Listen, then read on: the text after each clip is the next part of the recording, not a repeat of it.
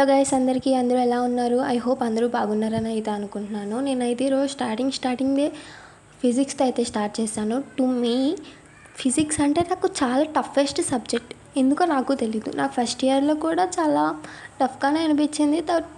But నేను EAMCET JEE ఇలాంటివి prepare అవ్వట్లేదు కాబట్టి నాకు అంత పర్లేదు అనిపిస్తుంది. ఎందుకంటే నేను ఓన్లీ ఐపీఏ కాబట్టి కొన్ని క్వశ్చన్స్ ప్రిపేర్ అయితే మోస్ట్ ఆఫ్ ద టైం అందులోంచే వస్తాయి.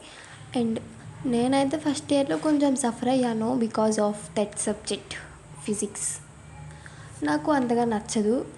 And on my next video నేనైతే star cube physics versus VGS అయితే చెప్దాం అనుకుంటున్నాను. ఎందుకంటే నా దగ్గర 2 మెటీరియల్స్ అయితే ఉన్నాయి. అవి 2 అయితే నేను చూసి చెప్దాం అనుకుంటున్నాను.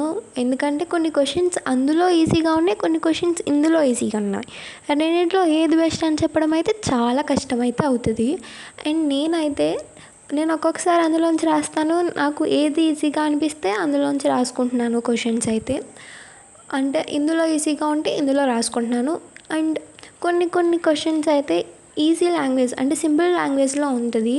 అండ్ అలాంటివి నేను ఎక్కువగా ప్రిఫర్ చేస్తాను. ఎందుకంటే ఈజీ లాంగ్వేజ్లో అయితే మనకి నోటికి ఫాస్ట్గా తిరిగి మనకి బ్రెయిన్లో బాగా గుర్తుంటుందని నాకు ఒక ఐడియాలజీ, అంతే. నేనైతే ఇక్కడ తెలుగు అయితే స్టార్ట్ చేశాను.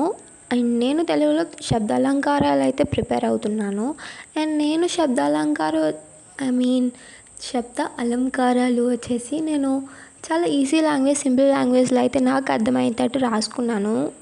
టాంగ్లీష్లో అంటే తెలుగు ఇంగ్లీష్ లాంటి తెలుగులో అలాగా రాసుకున్నప్పుడు నేను ఏదన్నా నాకు ఇప్పుడు అలా టెస్ట్ ఉంది అనిపించుకుంటే నేను అది చూసుకుంటాను. అండ్ నాకు మెమరైజ్ అయిపోయింది ఆల్రెడీ. అంటే నృత్యానుప్రాస అంటే ఏంటి, చెకానుప్రాస అంటే ఏంటి, లైక్ అలాంటివన్నీ నాకు ఆల్రెడీ శబ్దాలంకారాలన్నీ వచ్చేసినాయి. అండ్ నాకు ఇప్పుడు అర్ధ అలంకారాలు అయితే మిగిలి ఉన్నాయి. నేనైతే అవి ప్రిపేర్ అవ్వాలి. చాలామంది సాంస్క్రిట్ అయితే తీసుకుంటారు. సాంస్క్రిట్ కూడా ఈజీయే, బట్ నాకైతే కష్టం. నేను ముందు వీడియోస్లోనే చెప్పాను, నాకు సాంస్క్రిట్ అంటే కొంచెం కష్టం. అంటే హిందీ లాగా ఉంటుంది కాబట్టి. సో నేనైతే తెలుగు చూస్ చేసుకున్నానని చెప్పేసి కూడా చెప్పాను. అండ్ ఈ తెలుగులో వచ్చేసి నాకు ఫస్ట్ ఇయర్లో 98 మార్క్స్ అయితే గెయిన్ చేశాను. అండ్ ఇప్పుడైతే నేను కంపల్సరీగా 100 out of 100 తెచ్చుకుందామని చెప్పేసి అనుకుంటున్నాను. ఏం చదువుతుందో చూద్దాం. థ్యాంక్ యూ గైస్, మీరు ఇక్కడి వరకు చూసారంటే నా వీడియోస్ మీకు నచ్చే ఉంటాయి. వీలైతే కామెంట్ చేసి వెళ్ళు.